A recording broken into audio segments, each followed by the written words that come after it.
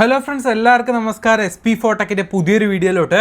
ഇന്നത്തെ വീഡിയോയിൽ നമ്മൾ എന്താ പറയാൻ പോകുന്നതെന്ന് വെച്ച് കഴിഞ്ഞാൽ ഇന്നത്തെ മത്സരം നമ്മുടെ ബാംഗ്ലൂരു വേഴ്സസ് രാജസ്ഥാൻ നമ്മളുടെ മത്സരത്തിൻ്റെ പ്രിവ്യൂസും പ്രഡിക്ഷൻസും ആണ്.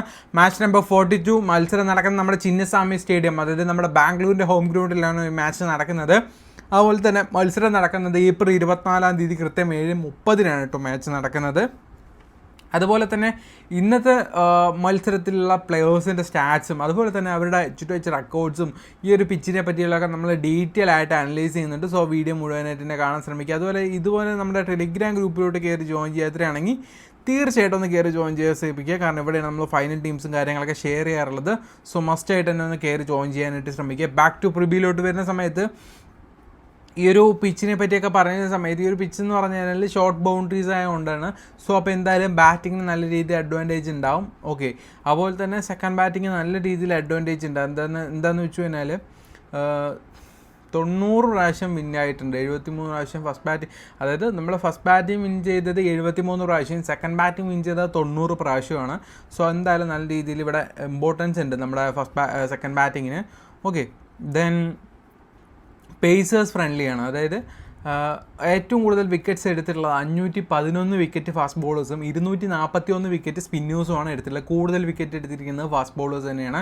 സോ അപ്പോൾ അത്രയൊക്കെയാണ് ഈ ഒരു പിച്ചിനെ പറ്റി പറയാനുള്ളത്. സിമ്പിളായി ഷോർട്ടായിട്ട് പറയുകയാണെങ്കിൽ ഈ ഒരു പിച്ച് എന്ന് പറഞ്ഞാൽ ബാറ്റിംഗ് ഫ്രണ്ട്ലിയാണ്. സോ അത്യാവശ്യം സ്കോർ വരാനുള്ള പോസിബിലിറ്റീസ് ഉണ്ട്. ഈ ഒരു ടീമും നല്ല സ്ട്രോങ് ആണ്.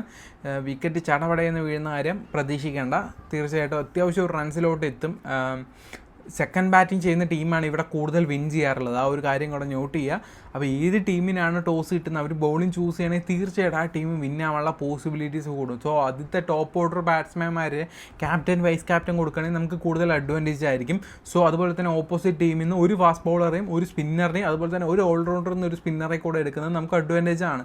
ആ ഒരു ഓൾറൗണ്ടറിനെ നമുക്ക് വൈസ് ക്യാപ്റ്റൻ കൊടുത്തു കഴിഞ്ഞാൽ നമുക്ക് അഡ്വാൻറ്റേജ് തന്നെയാണ്. ഓക്കെ, അപ്പോൾ അത്രേ ഞാൻ പറയുന്നുള്ളൂ. പിച്ചിനെ പറ്റി അത്ര ചെറുതായിട്ട് ഞാൻ പറയുന്നുള്ളൂ, വലിയ ഡീപ്പായിട്ട് ഞാൻ പറയുന്നില്ല. അതുപോലെ തന്നെ നിങ്ങൾക്ക് കുറച്ച് ആപ്ലിക്കേഷൻസ് പരിചയപ്പെടുത്തി തരാനായിട്ടുണ്ട്. ഫസ്റ്റ് ഓഫ് ഓൾ നമ്മൾ പറയുന്നത് കുബേര ഫാൻറ്റസി എന്ന് പറഞ്ഞൊരു ആപ്പിനെ പറ്റിയാണ്.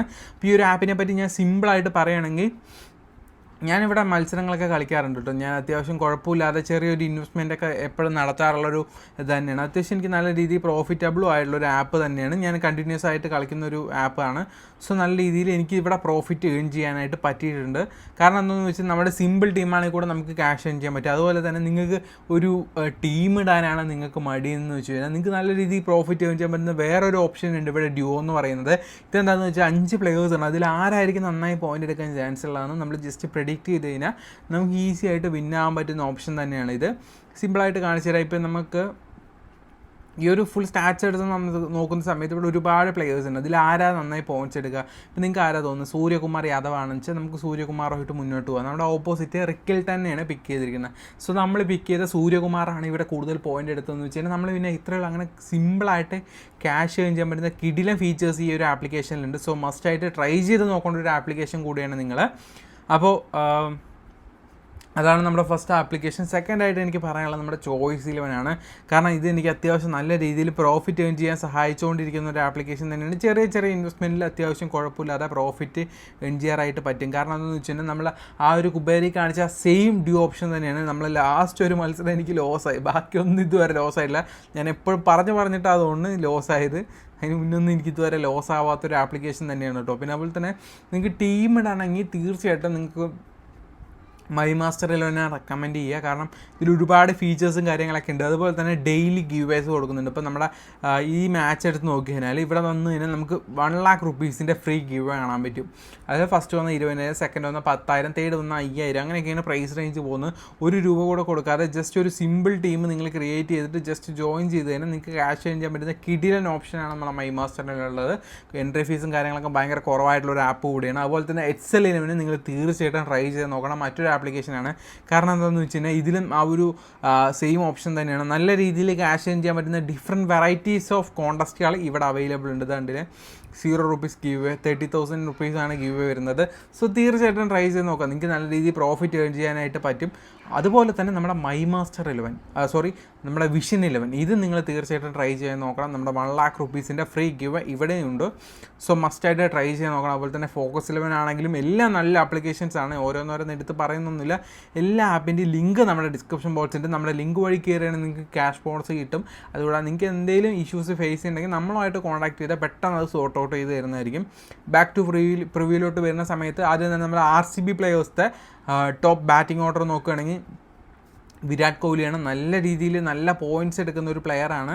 ഓക്കെ, അതുപോലെ തന്നെ ഈ ഒരു ഗ്രൗണ്ടിലാണെങ്കിലും അദ്ദേഹത്തിന് ഒരു മാസീവ് ഇമ്പാക്റ്റ് ഉള്ള ഒരു പ്ലെയറാണ്. ഏകദേശം 89 ഇന്നിങ്സിൽ നിന്ന് 3070 റൺസ് അദ്ദേഹം സ്കോർ ചെയ്തിട്ടുണ്ട്. എഗെയിൻസ്റ്റ് ആയിട്ട് അദ്ദേഹം 31 ഇന്നിങ്സ് കളിച്ചിട്ട് 826 റൺസ് എടുത്തിട്ടുണ്ട്. നല്ല ഹിറ്റ് ഓർ മിസ് എന്നുള്ള ഒരു ചാൻസ് തന്നെയാണ്. ചിലപ്പോൾ നന്നായി കളിക്കാം, ചിലപ്പോൾ പോവും, അങ്ങനത്തെ ഒരു ഇതാണ്. പക്ഷേ ക്യാപ്റ്റൻ VC ഓപ്ഷന് നല്ലൊരു ഓപ്ഷൻ തന്നെയായിരിക്കും. നമ്മുടെ സെക്കൻഡ് ഇന്നിങ്സാണ് തീർച്ചയായിട്ടും നമ്മുടെ വിരാട് കോഹ്ലി നമുക്ക് ഇൻക്ലൂഡ് ചെയ്യാം. അതുപോലെ തന്നെ ഫിലിപ്സ് ആർട്ട്, അദ്ദേഹം ഇൻകൺസിസ്റ്റൻ്റ് ആയിട്ടുള്ള ഒരു പ്ലെയറാണ്. കിട്ടി പോയി അങ്ങനത്തെ ഒരു റിസ്ക് ഫാക്ടറുള്ള ഒരു പ്ലെയറാണ്. ലാസ്റ്റ് അഗെയിൻസ്റ്റ് 2 ഇന്നിങ്സ് കളിച്ചിട്ട് 75 റൺസ് എടുക്കാൻ സാധിച്ചിട്ടുള്ളൂ. ദേവൂഡ് പടിക്കൽ നോട്ട് ചെയ്യേണ്ട വേറൊരു പ്ലെയറാണ്. ഇമ്പാക്ട് പ്ലെയറായിട്ട് വന്ന് നല്ല പോയിൻറ്റ്സ് എടുക്കേണ്ട. ആവറേജ് റൺസ് അഗെയിൻസ്റ്റ് ആയിട്ട് അദ്ദേഹത്തിൻ്റെ 65 കേട്ടോ. അതുപോലെ തന്നെ അണ്ടർ റേറ്റഡ് ആയിട്ടുള്ള ഒരു പ്ലെയറാണ്. VC ഓപ്ഷൻ GL ഒക്കെ നിങ്ങൾക്ക് ട്രൈ ചെയ്യണമെങ്കിൽ വൈസ് ക്യാപ്റ്റൻ ഓപ്ഷൻ നിങ്ങൾക്ക് ട്രൈ ചെയ്യാം. അതുപോലെ തന്നെ രാജിത് പടിദാർ, അദ്ദേഹത്തെ പറ്റി പറയുമ്പോഴും ക്യാപ്റ്റൻസി കൂടെയാണ്. എഗെയിൻസ്റ്റ് ആയിട്ട് 3 ഇന്നിങ്സ് കളിച്ച് 108 റൺസ് എടുത്തിട്ടുണ്ട്. മിഡിൽ ഓവേഴ്സിൽ നല്ല രീതിയിൽ റൺസ് എടുക്കുന്ന ഒരു പ്ലെയറാണ്. മിഡിൽ ഓർഡർ ബാറ്റ്സ്മാൻ കൂടെയാണ്. അതുപോലെ തന്നെ ജിതീഷ് ശർമ്മയാണെങ്കിൽ ഒരു ഹിറ്റ് ഓർ മിസ് എന്ന് പറയില്ലേ, അങ്ങനത്തെ ഒരു പ്ലെയറാണ്. ഒരു പുൺപിക്കാണ് അദ്ദേഹത്തെ പറ്റി പറയുമ്പോഴും നല്ല പോയിൻറ്റ്സ് എടുക്കുന്ന ഒരു പ്ലെയർ തന്നെ ആയിരിക്കാം ഈ ഒരു മാച്ചിൽ. അതുപോലെ തന്നെ നമ്മുടെ ടിം ഡേവിഡും നോക്കേണ്ട ഒരു പ്ലെയറാണ്. ലാസ്റ്റ് മത്സരം 50 റൺസ് എടുത്ത് അഗെയിൻസ്റ്റ് 5 ഇന്നിങ്സ് കളിച്ചിട്ട് 86 റൺസ് എടുത്തത്. നമ്മുടെ ടോപ്പ് ഓർഡർ പോവുകയാണെങ്കിൽ പിടിച്ച് നിർത്താൻ RCB പിടിച്ച് നിർത്താൻ പറ്റുന്ന ഒരു പ്ലെയറാണ് ടിം ഡേവിഡ്. അതുപോലെ തന്നെ RCB ബൗളിംഗ് പിക്സിലാണെങ്കിൽ നമ്മുടെ ഭുവനേശ്വർ കുമാർ ലാസ്റ്റ് തന്നെ മുന്നത്തെ മത്സരം 2 വിക്കറ്റ് വീതം എടുത്തിട്ടുണ്ട്. അതിന് മുന്നത്തെ മത്സരമൊക്കെ നല്ല വിക്കറ്റ്സ് എടുക്കുന്ന ഒരു പ്ലെയറാണ്. അതുപോലെ തന്നെ അഗെയിൻസ്റ്റ് ആയിട്ട് അദ്ദേഹം 19 ഇന്നിങ്സ് കളിച്ചിട്ട് 19 വിക്കറ്റ് എടുത്തിട്ടുണ്ട്. പെർ വിക്കറ്റ് ഒരു മാച്ചാണ് അദ്ദേഹത്തിൻ്റെ അഗെയിൻസ്റ്റ് ആയിട്ടുള്ള റെക്കോർഡ്. അതുപോലെ തന്നെ ജോസ് ഹേസൽവുഡ് ആണെങ്കിലും ലാസ്റ്റ് മത്സരം മോശമായിരുന്നു. അതിന് മുന്നത്തെ മത്സരം നല്ലൊരു പെർഫോമൻസ് ആയിരുന്നു. അതുപോലെ തന്നെ അഗെയിൻസ്റ്റ് ആയിട്ട് 5 ഇന്നിങ്സ് കളിച്ചിട്ട് 6 വിക്കറ്റാണ് നേടിയിട്ടുള്ള ഒരു ഗുഡ് റെക്കോർഡാണ് അദ്ദേഹത്തിൻ്റെ. അതുപോലെ തന്നെ നമ്മുടെ യാഷ് ടയാലിനെ പറ്റി പറയുമ്പോഴും അദ്ദേഹവും ലാസ്റ്റ് 2 മത്സരങ്ങൾ പോരാ. പക്ഷേ അഗെയിൻസ്റ്റ് ആയിട്ട് 6 ഇന്നിങ്സ് കളിച്ച് 7 വിക്കറ്റ് എടുത്തിട്ട് റെഗുലറായിട്ട് വിക്കറ്റ് എടുക്കുന്ന ഒരു പ്ലെയറാണ്. ഓക്കെ, ഇനിയിപ്പോൾ നമ്മൾ പറയാൻ പോകുന്നത് ആറാമത്തെ ബാറ്റ്സ്മാൻമാരെയാണ്. ആദ്യം തന്നെ ജയ്സ്വാളിനെ പറ്റിയാണ് പറയാൻ പോകുന്നത്. അദ്ദേഹം ലാസ്റ്റ് മത്സരം നല്ല ഫോമിൽ തന്നെയാണ് അദ്ദേഹം ലാസ്റ്റ് കളിക്കുന്ന എല്ലാ മത്സരങ്ങളും. അതുപോലെ തന്നെ അഗെയിൻസ്റ്റ് RCB ആയിട്ട് 8 ഇന്നിങ്സ് കളിച്ചിട്ട് 223 റൺസാണ് എടുത്തിട്ടുള്ളത്. 2-3 പ്രാവശ്യം 70ൻ്റെ മുകളിലോട്ട് റൺസസ് പോയിട്ടുണ്ട്. അതുപോലെ തന്നെ ക്യാപ്റ്റൻ VC ഓപ്ഷൻ എടുക്കാം. അതുപോലെ തന്നെ തീർച്ചയായിട്ടും നിങ്ങളുടെ ടീമിലോട്ട് ഇൻക്ലൂഡ് ചെയ്യണം. അതുപോലെ തന്നെ നിതീഷ് റാണ, അദ്ദേഹം ഒരു ലാസ്റ്റ് മത്സരം കുറച്ച് മോശമായിരുന്നു. പക്ഷേ അതിനകത്ത് മുന്നത്തെ മത്സരം നല്ലൊരു പെർഫോമൻസ്, ഒരു മിഡിൽ ഓർഡർ ബാറ്റ്സ്മാൻ എന്നുള്ള ഒരു രീതിക്ക് തീർച്ചയായിട്ടും അദ്ദേഹം നല്ലൊരു പ്ലെയർ തന്നെയാണ്. അഗെയിൻസ്റ്റ് RCB ആയിട്ടും അദ്ദേഹം 176 റൺസും 1 വിക്കറ്റും എടുത്തിട്ടുണ്ട്. നല്ല ഡീസൻറ്റ് റെക്കോർഡാണ്. അതുപോലെ തന്നെ ഒരു ബഡ്ജറ്റിൽ ഒരു ഓൾറൗണ്ടർ ഓപ്ഷനിൽ തീർച്ചയായിട്ടും അദ്ദേഹം നല്ലൊരു ഓപ്ഷനാണ്. പക്ഷേ ബൗളിംഗ് ചെയ്യാറില്ല. അതുപോലെ തന്നെ ഷിരോൺ ഹെറ്റ്മെയർ ആണെങ്കിലും അദ്ദേഹത്തെ പറ്റി പറയുമ്പോൾ ഹിറ്റ് ഓർ മിസ് അങ്ങനത്തെ ഒരു പ്ലെയറാണ്. അദ്ദേഹം ഫിനിഷർ റോളിലുള്ള കൂടുതൽ ഒരു പ്ലെയറാണ്. അതുപോലെ തന്നെ അഗെയിൻസ്റ്റ് RCB ആയിട്ട് 224 റൺസാണ് അദ്ദേഹത്തിൻ്റെ റെക്കോർഡ്. ഹാസിരംഗ ഒരു ഗുഡായിട്ടുള്ള ഒരു ഓൾറൗണ്ടർ പ്ലെയറാണ്. ലാസ്റ്റ് 2 മത്സരങ്ങളും വിക്കറ്റ് ടേക്ക് ചെയ്തൊരു പ്ലെയറാണ്. ഈ ഒരു ഗ്രൗണ്ടിൽ 4 ഇന്നിങ്സ് കളിച്ച് 4 വിക്കറ്റ് നേടിയിട്ടുണ്ട്. റിസ്കി പ്ലെയറാണ്, പക്ഷേ ഗെയിം ചേഞ്ച് ചെയ്യാൻ പറ്റുന്ന ഒരു ഓപ്ഷനുള്ള ഒരു പ്ലെയർ കൂടിയാണ്. ജോഫ്ര ആർച്ചർ ലാസ്റ്റ് 2 മത്സരങ്ങളും വിക്കറ്റ് ടേക്ക് ചെയ്യുന്നുണ്ട്. അതുപോലെ തന്നെ അഗെയിൻസ്റ്റ് RCB ആയിട്ട് 5 ഇന്നിങ്സ് കളിച്ച് 2 വിക്കറ്റേ നേടിയുള്ളൂ. റെക്കോർഡ്സിൽ ഭയങ്കര മോശമാണ്, പക്ഷേ നാളത്തെ മത്സരം വിക്കറ്റ് എടുക്കും. മഹീഷ് തീക്ഷ്ണ, അദ്ദേഹമാണെങ്കിലും ലാസ്റ്റ് മത്സരം ഭയങ്കര മോശമാണ്. അഗെയിൻസ്റ്റ് RCB ആയിട്ട് 6 മത്സരം കളിച്ച് 8 വിക്കറ്റാണ് നേടിയിട്ടുള്ളത്.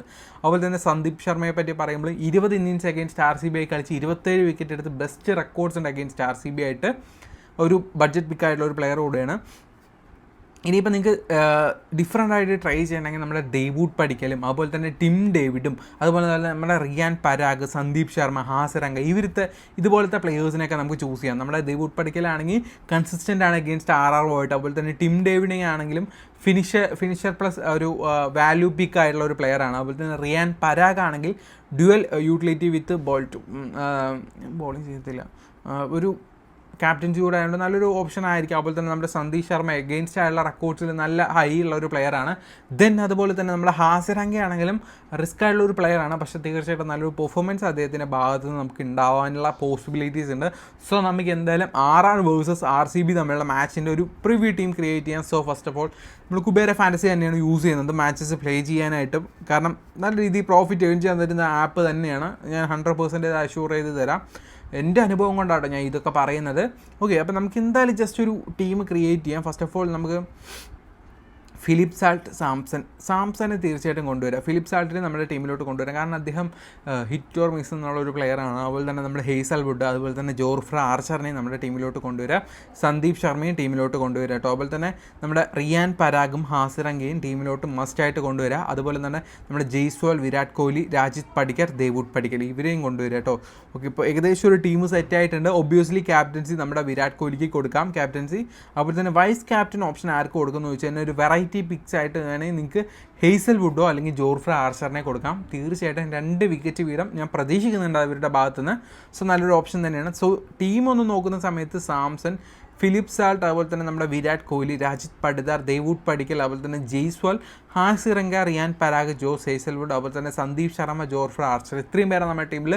ജസ്റ്റ് ഒരു പ്രിവ്യൂ വീഡിയോ ആണ്. നിങ്ങൾക്കറിയാം നമ്മുടെ ദേവൂഡ് പടിക്കൽ മലയാളിയാണെന്ന്. അപ്പോൾ അറിയാത്തവരാണെങ്കിൽ ഒന്ന് കമൻറ്റ് ചെയ്യാം. ചുമ്മാ ഞാൻ ഒരു ടിപ്പ് പറഞ്ഞെന്നുള്ളത് ടിപ്പ് എന്നല്ല, അത്രയേ ഉള്ളൂ. അപ്പോൾ വീഡിയോ എത്രയേ ഉള്ളൂ. വീഡിയോ എന്തെങ്കിലും ഡൗട്ട്സോ കാര്യങ്ങളൊക്കെ കമൻറ്റായിട്ട് രേഖപ്പെടുത്തുക. എന്തായാലും റിപ്ലൈ ചെയ്യുന്നതായിരിക്കും. അടുത്ത വീഡിയോയിൽ കാണുന്നവരെ എല്ലാവർക്കും ഗുഡ് ബൈ.